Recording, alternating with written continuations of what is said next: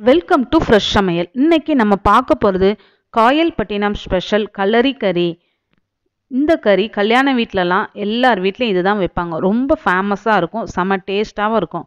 நான் இன்னைக்கு கொஞ்சமாக கறி எடுத்து செய்ய போகிறேன். ஃபஸ்ட்டு கொஞ்சம் சுடுதண்ணியில் கசகசாவும் முந்திரியும் நான் ஊற போட்டுக்கிறேன். 2 துண்டு பட்டை, 2 கிராம்பு, 2 ஏலக்காய்,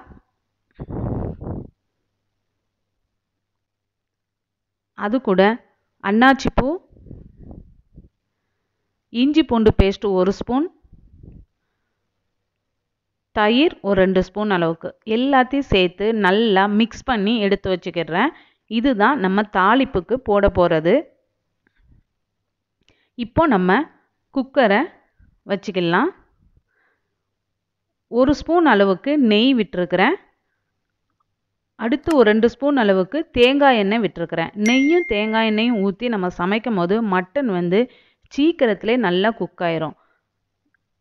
எண்ணெய் நெய்யெலாம் சூடு ஏறினதும் கருவேப்பிலை ஆட் பண்ணிக்கிறேன். ஒரு 10 சின்ன வெங்காயத்தை கட் பண்ணி அதையும் ஆட் பண்ணிக்கிறேன். சின்ன வெங்காயத்தை கொஞ்சம் வதக்கி விட்டுட்டு அது கூட நம்ம மிக்ஸ் பண்ணி வச்சுருந்த தயிர், இஞ்சி பூண்டு பேஸ்ட்டு, பட்டை, கிராம்பு, ஏலக்காய் இதெல்லாம் மொத்தமாக ஆட் பண்ணிவிட்டு நல்லா கிளறி விடணும், கோல்டன் கலர் வர்ற வரைக்கும்.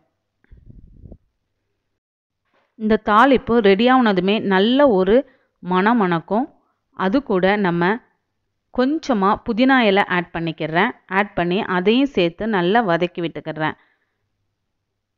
கழுவி வச்சுருந்த கறி துண்டுகளை ஆட் பண்ணிட வேண்டியதான். அந்த எண்ணெயிலேயே போட்டு ஒரு பெரட்டி விட்டுக்கணும். அதுக்கு பிறகு நம்ம காயல்பட்டினம் ஸ்பெஷல் கலரி மசாலா தூள் ஆட் பண்ண போகிறோம். 2 பச்சை மிளகாய் காரத்துக்கு போட்டுக்கிறேன். 1 ஸ்பூன் அளவுக்கு மஞ்சள் தூள், ஒரு 2 ஸ்பூன் அளவுக்கு கலரி மசாலா தூள் ஆட் பண்ணிக்கிறேன். இது கூட காஷ்மீர் சில்லியும் 1 ஸ்பூன் ஆட் பண்ணிக்கிறேன். இந்த மசாலா எப்படி செய்யணும்னு சொல்லி நான் வீடியோ போட்டிருக்கிறேன், அந்த லிங்க்கும் கொடுக்குறேன், பார்த்துக்கோங்க.